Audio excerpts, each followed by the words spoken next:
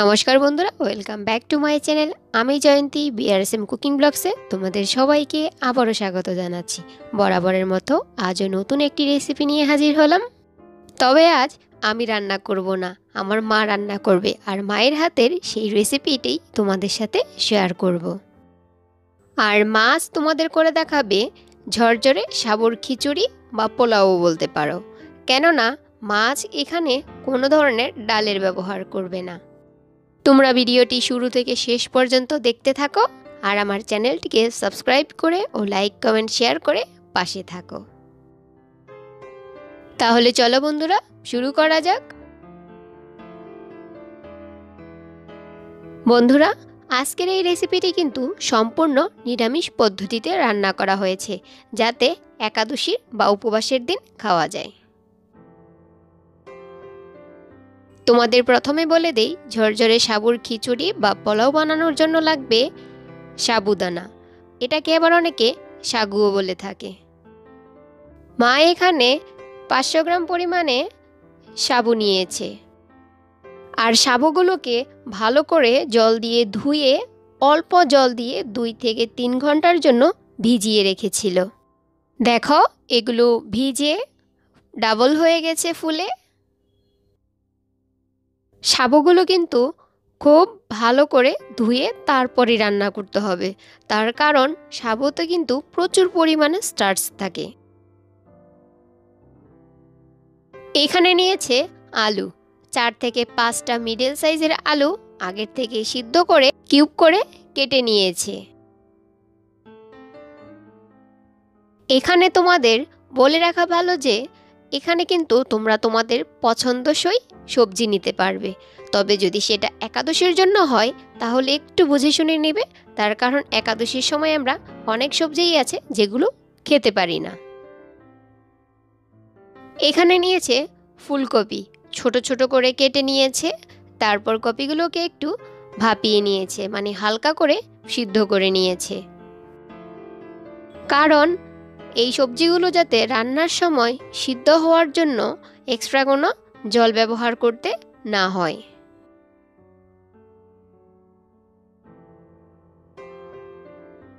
এখানে নিয়েছে পাকা টমেটো, কিউব করে কেটে নিয়েছে, তারপর নিয়েছে কাঁচা টমেটো, সেটাকেও কিউব করে কেটে নিয়েছে, এরপর নিয়েছে গ্রেট করে আদা, তোমরা এটাকে থেতলেও নিতে পারো। এরপর নিয়েছে কাঁচা লঙ্কা, কাঁচা লঙ্কাটা চিড়ে নিয়েছে। তোমরা তোমাদের পছন্দসই সবজি দিয়ে করতে পারবে। এখানে নিয়েছে ধনেপাতা কেটে নিয়েছে। চুলাতে একটা কড়াই বসিয়ে দিয়েছে, এবার দিয়ে দিচ্ছে সানফ্লাওয়ার অয়েল। তোমরা কিন্তু চাইলে ঘি দিয়েও করতে পারবে, তবে এখানে কিন্তু কোনো সরিষার তেল বা সয়াবিন তেল ব্যবহার করতে পারবে না, কারণ একাদশীর দিন সয়াবিন তেল বা সরিষার তেল কোনোটাই খাওয়া যায় না। তেলটা গরম হয়ে গেছে, দিয়ে দিচ্ছে তেজপাতা,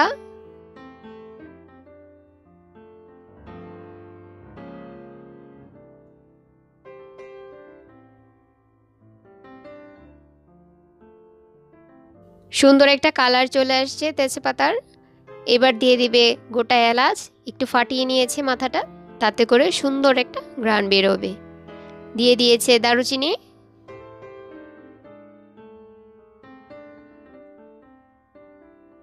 এবার দিয়ে দিচ্ছে গোটা জিরে,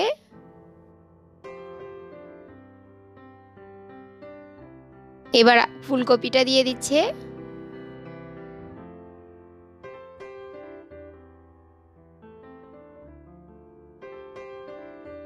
সামান্য নেড়ে চেড়ে নিয়েছে, এবার সিদ্ধ করা আলুটাও দিয়ে দিয়েছে।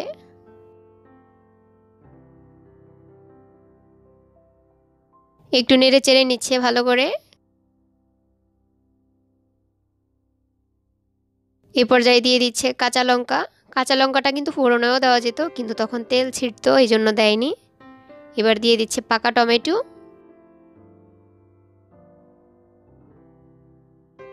কাঁচা টমেটোগুলো দিয়ে দিচ্ছে, এরপর দিয়ে দিবে আদা, এবার সবাই একসাথে ভালো করে নেড়েচেড়ে নিতে হবে, একটু কষিয়ে নিবে। তোমরা যদি এটা একাদশীর দিন রান্না না করো বা কোনো উপবাসের দিন রান্না না করো, তাহলে কিন্তু এখানে তোমরা পেঁয়াজের ব্যবহারও করতে পারবে। একটু হলুদ দিয়ে দিচ্ছে, সামান্য করে দিয়েছে। তোমরা যদি পছন্দ না করো তাহলে না দিলেও হবে।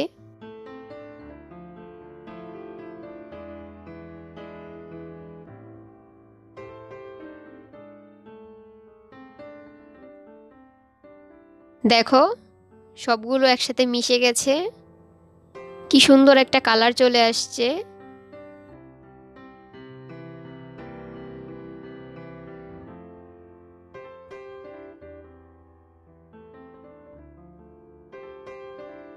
এবার দিয়ে দিচ্ছে পরিমাণ মতো লবণ। তোমরা চাইলে এখানে সন্দুক লবণ বা বিট লবণও দিতে পারবে। এবার এগুলোকে একটু নেড়ে চেড়ে আরো কিছুক্ষণ রান্না করতে হবে।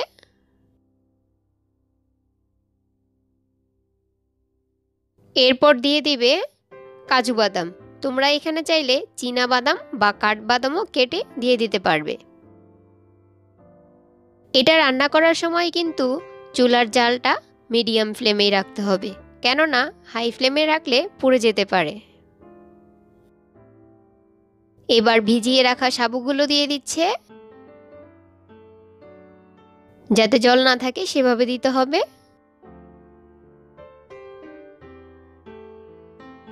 এখন সব কিছুকে একসাথে ভালো করে মিশিয়ে নাড়াচাড়া দিয়ে বেশ খানিকক্ষণ রান্না করে নিতে হবে। সাবুদানা কিন্তু আমাদের জন্য বেশ উপকারী, কেননা মাঝে মধ্যে আমরা যখন জ্বরে ভুগি বা মুখে কোনো রুচি থাকে না খাবারের, তখন কিন্তু আমরা এটি রান্না করে খেয়ে নিতে পারি। তাতে আমাদের বেশ উপকারে আসবে, কারণ এতে রয়েছে পর্যাপ্ত পরিমাণের protein, fibre, vitamin B, iron, potassium, calcium ও বিভিন্ন অ্যান্টিঅক্সিডেন্ট। তাহলে বুঝতেই পারছ কতটা উপযোগী খাওয়া। একটু চিনি দিয়ে দিয়েছে টেস্টের জন্য, এটা পুরোটাই অপশনাল, তোমরা চাইলে দিতেও পারো, চাইলে নাও দিতে পারো। এরপর দিয়ে দিচ্ছে ধনেপাতা কুচি। এখন একটু ভালো করে নেড়েচেড়ে নামিয়ে নিলেই ব্যাস তৈরি হয়ে গেল সাবুর ঝুরঝুরে খিচুড়ি বা পোলাও। এখানে কিন্তু আলাদা আর কোনো জল দিতে হয়নি, তার কারণ সবজিগুলো প্রায় হাফ সিদ্ধ ছিল আর সাবুদানাটাও ভেজানো ছিল। তোমরা দেখতেই পাচ্ছ কতটা ঝুরঝুরে হয়েছে। এবার নামিয়ে নিচ্ছে।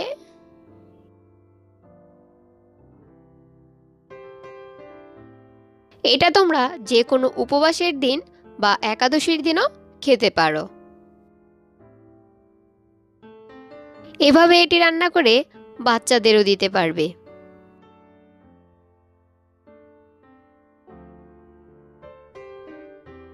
তো বন্ধুরা, তৈরি হয়ে গেল আমাদের আজকের রেসিপি ঝুরঝুরে সাবুর খিচুড়ি বা পোলাও। এটা তোমরা বাসায় অবশ্যই ট্রাই করে দেখো, আর কেমন হয়েছে আমাকে জানিও। আর আমার আজকের এই রেসিপিটি যদি তোমাদের কাছে ভালো লেগে থাকে তাহলে প্লিজ লাইক, কমেন্ট, শেয়ার করে দিও বেশি বেশি করে। আর আমার চ্যানেলটিকে যদি এখনও পর্যন্ত সাবস্ক্রাইব করে না থাকো তাহলে প্লিজ সাবস্ক্রাইব করে পাশে থাকা বেল আইকনটি বাজিয়ে দিও, যাতে আমার পরবর্তী ভিডিওর নোটিফিকেশন সবার আগে তোমার কাছে পৌঁছে যায়। তো বন্ধুরা, আজ এই পর্যন্তই। দেখা হবে অন্য কোনো দিন অন্য কোনো ভিডিওতে। সেই পর্যন্ত তোমরা সবাই ভালো থেকো, সুস্থ থেকো। নমস্কার।